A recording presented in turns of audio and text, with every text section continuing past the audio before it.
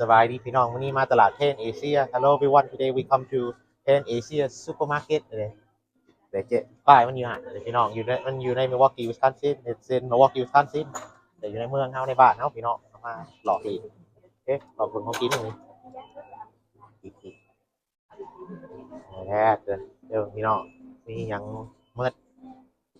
ไอ้ยังนะมักเล่นแล้วนอร์มอลแมนโทเมโต เฮ็ดมัดซุ่ม มัชรูมอ่าฮะ เลยมาเลยพี่น้องเลย ไม่ได้มักเล่นข้างๆคนนั้นเป็นมัชรูมมัชรูมตัวอีแม่เบิร์นนะ อันนี้จะมาเล่น ยังอีกนี่เป็นมัชรูม สายนี่มีแต่เฮ็ดหมดพี่น้อง อ่าฮะมีแต่เฮ็ดพี่น้อง นี่เด้กันนะถ้าอย่างนั้นแกงก็ได้เดี๋ยวจักดอนแหละนี่ ตัวอีแม่เฮ็ดแบบ เฮ็ดแบบเฮาเก็บ เราเห็นในป่า เฮ็ดเฮ็ดดันเฮ็ดออฟเดอะวูดเฮ็ดดันแบบถ้าก่อยไปเก็บในป่าเลยพี่น้องอันนี้เบิ่งโอ้มะขามมะลาวเนี่ยมะขามหวานจักทง คามตัวใดใช่ไหมตัวนี้พอเคยเห็นบล็อกยาวตัวนี้ไหมวะ สวีทแล้วรถนั่นนี่แม่พี่น้องจักดอนนี่เดี๋ยว2 ดอน 99นี่เบบี้มันนี่ เนี่ยตัวนี้ ตอนไปอยู่ในป่าเนี่ยโอ้ยเงากอดกับบ่หุ่มเด้อพี่น้องนี่บ่ตัวอยากนี่พวกไดเลือดขึ้นเลือดยังนี่กินนะนี่ไปต้มกินถ้าเลือดโลน่ะกินบ่ได้มันเมื่อยกันแล้วโอ้ยหน่อไม้ก็มีจักหน่อไม้เพียงโอ้นี่เด้ๆบักหลามาจกให้แม่ในลูกแม่จะหน่อไม้นี่มาแกงตัวหน่อน้อย ตัวในนี่ มีจังเอามา2 ห่อลูก 2 ห่อเลยโอเคนี่จะมี อ่านเบิ่งว่ามันสมบ่หรือว่ามันยัง โอเคขอบคุณเบิ้งก็เด็กจะเอาตัวนี้ เดี๋ยวขอยจะไปแกงลองเบิ่งเด้อพี่น้องนี่ตัวหน่อใหญ่ๆนี่ข่อยก็บ่เคยกินอันนี้ข่อยก็ยังบ่เคยข่อยจะไปลองมึงบ่ตัวหน่อไม้หวานบ่อันบ่วงการนี่ มันบ่อยบอกว่าอันซาวเวอร์หรือหยังบอกเขาว่ามีแต่บัมบูซอส นะครับแบมบูชูด ซื่อๆอยู่เอา มันติดมีแต่ท่านบอก เอา2 ตรงเดี๋ยวมันหน่อนี่เอา2 ตรงจักเขาได้ดอน แล้วก็หน่อใหญ่นี่ข่อยก็จะไปลองเบิ่งอีกค่ะสิกูจะไปลองเบิ่งนี่เดี๋ยวนี้ว่ามันสิเป็นตะกินหรือบ่คันแซ่บกูสิว่าอ้อยพังเด้อขามก็เอาแล้วทงนึงนี่เบิ่งนี่ เป็นกระตุ้น ใส่แกนนี่ให้เบิ่งเนาะ อันนี้มีเป็นตะเพ่งมากลางกัน เด้โอ้ยพอพวกเจ้าเสียนสิได้มาเบิ่งเขานี่เลย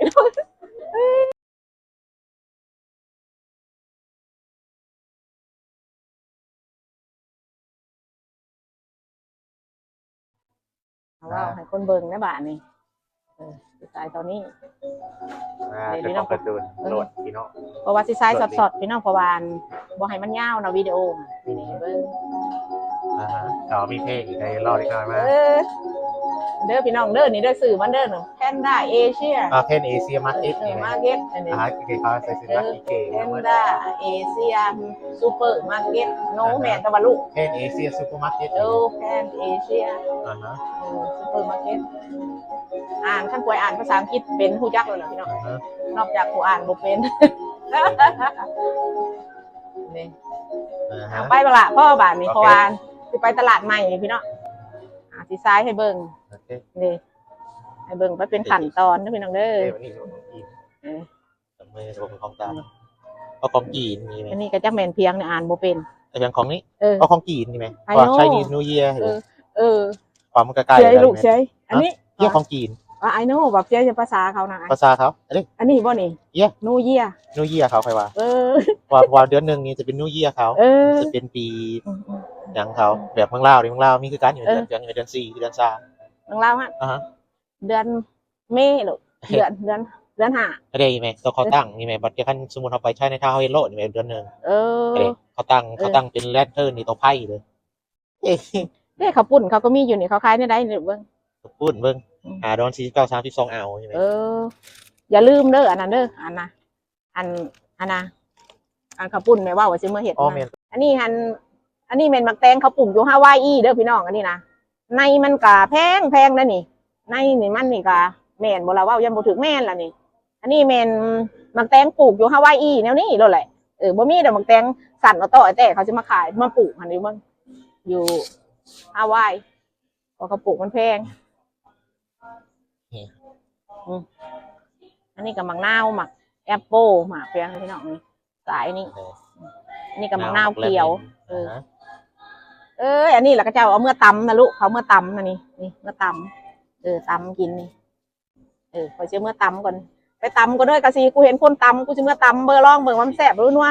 ห้าวมัดลูกอันหนึ่งนี่ เบิ้งจำมือมีวะเอาเด้$2.99เออ เปิดผ้า เอาผ้าบอก ฮะ นี่$2นายที่นายเด้อพี่น้อง$2.99นี่ข่อยสิเอาเมื่อตำเมืองสาวกะซีว่าสิเป็นตะกินหรือบ่ใส่ลูก ฮะ กูมานี่ต้องเมิดเงินเป็นเหล่ากะซีกูบ่สนเมิดโลดเงินนี่หัวสิไข่ก็คือมีหมัดเดียวก็ได้อ้าวไปหัวสิไข่ก็ได้ ใช่โอเค อันนี้อันแกงกินก็ได้เด้อลำอันนี้ก็ได้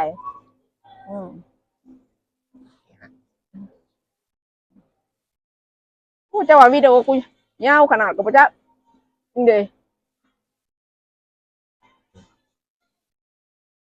จ้าหัวเพียงเลยอันนี้นะกูก็บ่เคยโอ้ยกินหมิ่นกินมันก็บ่อึดเด้อพี่น้องนี่กินหมิ่นนี่อึดบ่อยากมาเอาโลดจ้าไม่เพียงนี่กูบ่เคยใหญ่บัวบ่รู้ว่าใหญ่เพียงกูบ่จักเคยอันนี้ยังหวานบ่อึดอันนี้นี่เด้หัวแหวนี่นะเฮ้ยท่านอยากเห็ดกาละปอกกาละเปาอยากแซ่บอยากเห็ดงานของหวานก็ได้นะเห็ดกาละเปานี่ก็แซ่บเด้อหัวนี่นะนี่ไปต้มใส่แต่เพียงจะคือหัวขาคือโบแมนหัวขาบ่เฮ้ยอันนี้หัวขาก็หัวเพียงกูว่าโบแมนซันโชซันโชคเขาคือบ่เคยได้กินจะเถื่อเนาะบ่กินแหละ$2.7เลยอันนี้จังเป็นหัวขาเนาะลูกนี่นี่ไทยกินเจอไทยอินเจอลาวอินเจอก็ได้ อันนี้ก็มักม่วงน้อยก็สิม่วงน้อยจักวันจักสมกูบ่กินจะคือม่วงจะคือมะม่วงคั้นบ้านเฮาเฮ้ยอันนี้หมากอันนั้นอีกก็สิหมากแล้วพักอีหุ่มเห็นบ่นี่หมากคั้นนี่อันนี้ก็อยากคือมันเทียนอยากคือบ้านเฮามันเทียนบ่แม่นมันเป็นหัวนี่หมากอันนี้จังนี่หมากมันซื้อไปต้มกินแล้วก็สิเอามัดพาวลูกนี่$6.99อีกไหมเดี๋ยวกูสิเอาไปต้มกินก่อนนี่ก็สิกูอยากเอามาบอกล่ะเอาอันนั้นมาลูกตรงยางมาอุ้ยโกนกูกะฮักนี่ได้หมากนี่ได้กูสิเอาเบิ่งกูสิถ่ายรูปไปเตะกันแน่นก่อนเพราะว่ากูสิบ่ได้ย่าวเฮ้ยเพราะว่ากูสิไปลายตลาดนี่ฮุบเอาลูกฮุบเอาประมาณเท่าหนึ่งเด้อนี่ก็มากล้วยบ้านเฮาเนี่ยเฮ้ยนี่เด้อันนี้ก็มักแตงนี่นี่เดี๋ยวคนกระลุมเขามาลายอยู่ได้เฮ้ยพวกมึงเบิ่งเดี๋ยวคนเขามากระลายเดี๋ยวกระบอลายต่อถอมือมันเปิดที่แรกแต่ว่าหักลายเดี๋ยวคนเขามาเอาเด้อจบตัวนี้เด้อบายบาย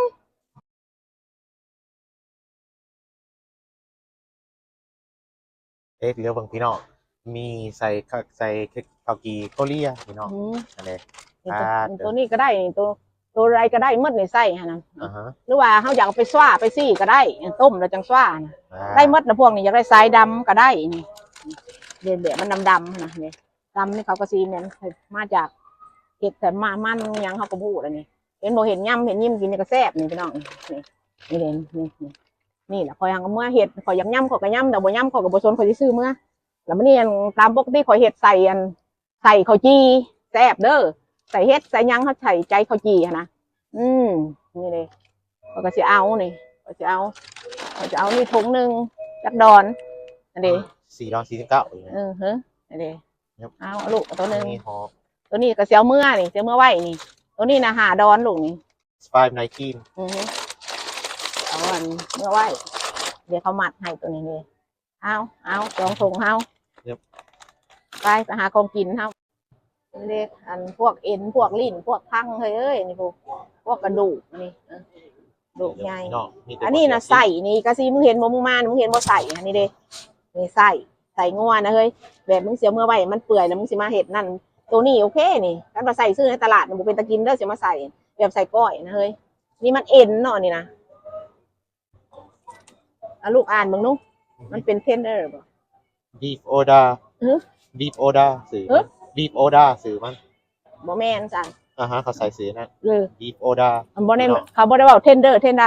เทนแบบอันเอ็นนะno เนี่ยบ่มี tender บ่มีหยังบ่มีไปบ่แม่นเบิ่งเอ็นเฮ้ยกูสิเอาเอ็นเด้กูละว่าเอ็นแต่วันนั้น อันนี้กูจะเอาอันนี้เมื่อนี่จักดอนนี่96 ดอนพุ่นเด้อนี่นะนี่เอ็นนี่เฮ้ยตัวนี้ก็เอ็นกูจะไปเห็นลูกซีนนะเอ็นนะเฮ้ย liver มัน no pizzo มัน pizzo ไอ้โน่ลูก เราว่าซื้อ ขายบรรทุก แม่อยากได้เอ็นนั่นแหละหาเอ็นแม่บ่เห็นเอ็นเดี๋ยวนี้กันบ่เห็นก็แปลว่าพอจะได้มาใหม่จะไปเห็ดอันลูกซีนนะเฮ้ยตีนไอ้กะซีอันนี้ป้าตีนหมูให้เขาตัดเป็นตีนนี่กะซีมันเห็นอยู่บ่เฮ้ยนี่กระดูกมาต้มเพออันนี้ทั้งลีนมันเฮ้ยอันนี้อันนี้บ่อันเขาไปเห็ดใส่เพลินเขาซอยแหลบๆเลยแต่บ่จำเป็นดอกกูกับมึงนะไว้แข็งๆแล้วมาซอยบ่เห็นเอ็นค่ะนี่เป็นนี่ไปไหมแบบแทนบีฟแทนดอนนี่โมเมนต์อันนั้นแหละลูกเอาไปลูกจักดอน $19 พี่น้องit's $19.18 เท่ลูกแม่ละลูกอันนี้ละแม่อยากได้อันบ่มาลูกมาบ่เห็นได้นางกะสีไปลูกไปพูดมานี่เพราะว่าเขาสิอันออกนี้แล้วพอข่อยมาเผาแล้วข่อยจะไปตลาดแล้วกะสีข่อยสิเอาเอ็นข่อยก็เอาแต่นั่นมีทรายกระปูกับลูกโอเคป๊าดโธ่มาเบิ่งบักล่ะกระปูเท่าไหร่อันนี้$14.99 per pound พี่น้อง it's $14.99 per pound oh no เมนตัวปลาตัวนี้ไหมit's $12.19 per pound for live Dungeness crab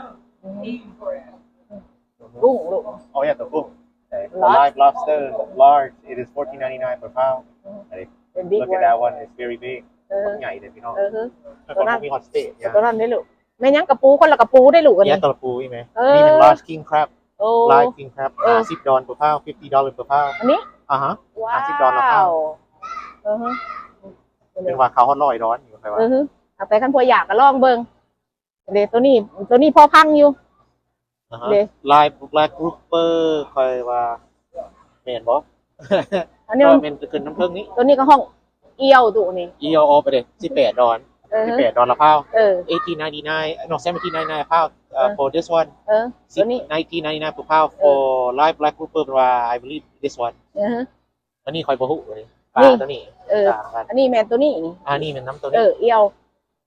Florida spiny lobster is for $16.99 per pound for ตัวนี้ for this one พี่น้องตัวแปดพี่น้อง